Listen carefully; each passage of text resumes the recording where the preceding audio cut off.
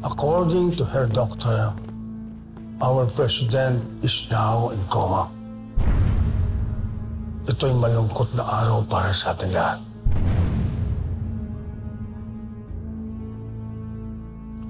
Our president is a good leader.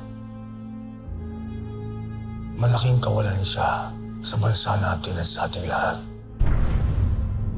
Malaking pagsubok ito sa susunod na hahalili sa kanya. At ikaw yun, Senator William. Ayon sa saligang batas, ang Senate President pwedeng pumalit sa Pangulo at sa pangalawang Pangulo kapag sila ay namatay o nawala na ng kakayahang maglingkod bilang leader.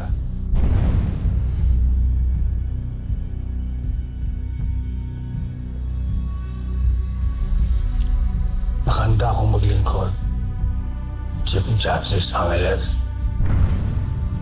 sa bawat Pilipino at sa lahat ng iniwala sa akin.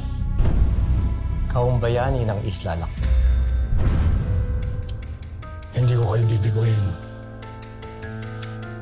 Malaking dagok sa ating lahat ang nangyaring pananambang sa presidente.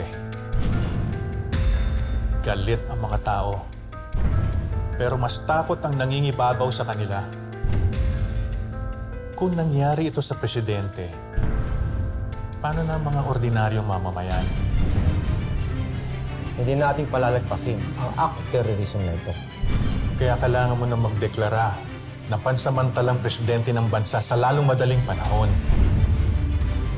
para sa katahimikan at para mapanatag ang loob ng mga tao.